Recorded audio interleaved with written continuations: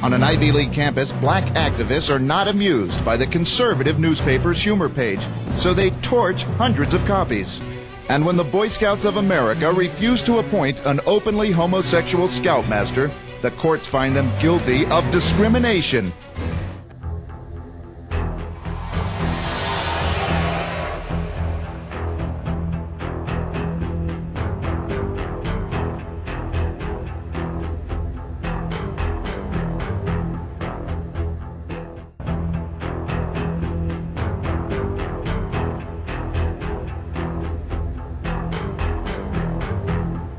But just what is political correctness? As you're about to see, political correctness is nothing less than a Marxist ideology. Marxism translated from economic into cultural terms in an effort going back not to the 1960s, but to World War I. Marxist theory had predicted that if war came to Europe, the working class in every European country would rise in revolt. But that theory proved wrong. When the First World War began in 1914, the workers' loyalty to their country proved stronger than their so-called class consciousness. In 1917, a Marxist revolution did occur in Russia, but it failed to spread to Western Europe, again contradicting orthodox Marxist theory. Marxist theorists had to confront the question, what had gone wrong? Antonio Gramsci in Italy and Georg Lukács in Hungary believed they had the answer. Gramsci and Lukács argued that Western culture had blinded the working class to its true Marxist class interests. Before a Marxist revolution could take place, Western culture had to be destroyed.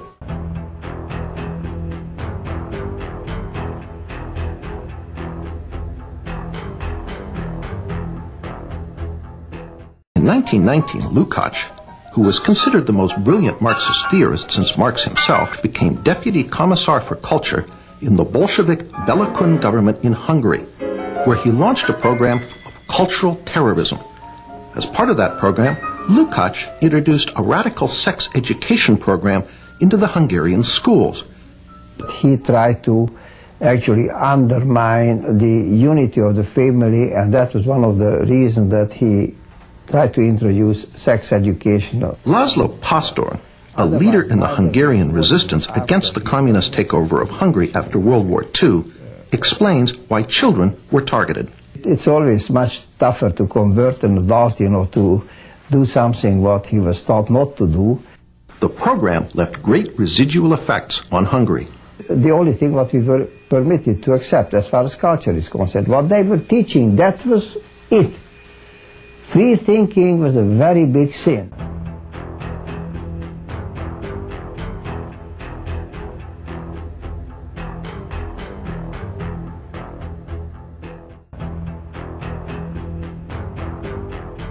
Weil's think tank was originally to be named the Institute for Marxism. The institute was affiliated with Frankfurt University in Frankfurt, Germany, and in time became known simply as the Frankfurt School.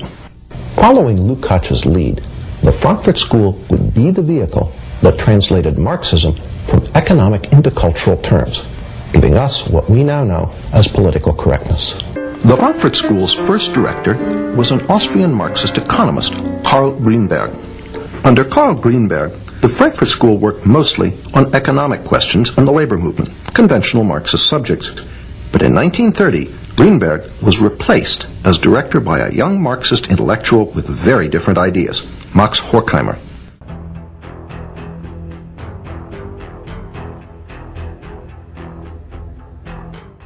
Horkheimer quickly began to use the Institute to develop a new Marxism, very different from the Marxism of the Soviet Union. First, Horkheimer announced that revolution was unlikely to come from the working class. The Frankfurt School would have to find a substitute. Well, this was the great question. The great question is there a surrogate for the working class?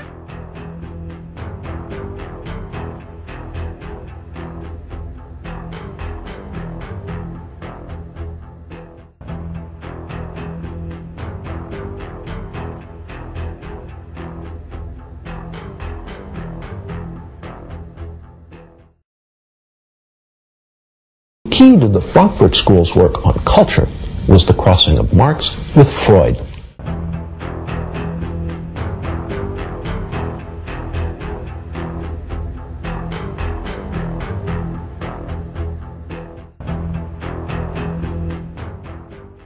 Just as classical economic Marxism argued that under capitalism the working class was oppressed, so the Frankfurt School used Freud to argue that under Western culture everyone lived in a constant state of psychological repression.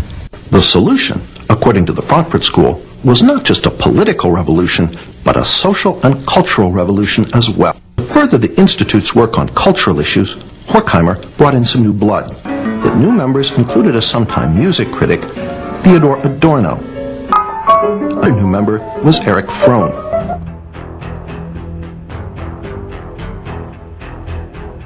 Fromm, a practicing psychoanalyst, was noted for his radical Marxist social psychology. He pioneered the concept of sexual liberation and gender politics. Another piece of political correctness was falling into place. In 1932, Herbert Marcuse became a member of the Institute for Social Research.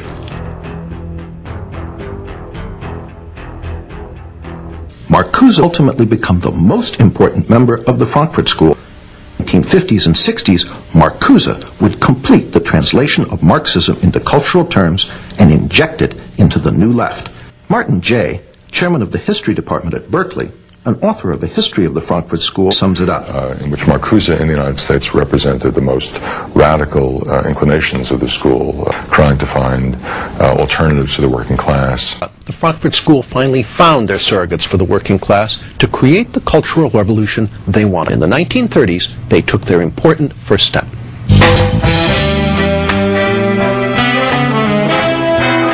In the 1930s, the work of Horkheimer, Adorno, Fromm, and Marcuse issued in its first tangible product, critical theory. One is tempted to ask, what is the theory? The answer is that theory is to criticize.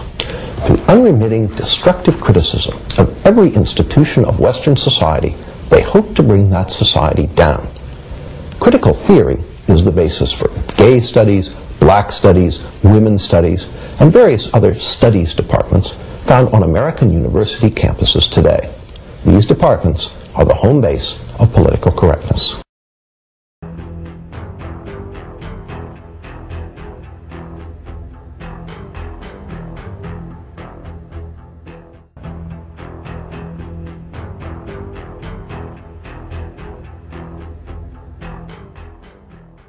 Custodial worker and part-time student Keith John Sampson was accused and found guilty of racial harassment of his African-American co-workers for the simple act of reading a book. That's right. At IUPUI, the Affirmative Action Office has determined that it's possible to racially harass someone by silently reading a book.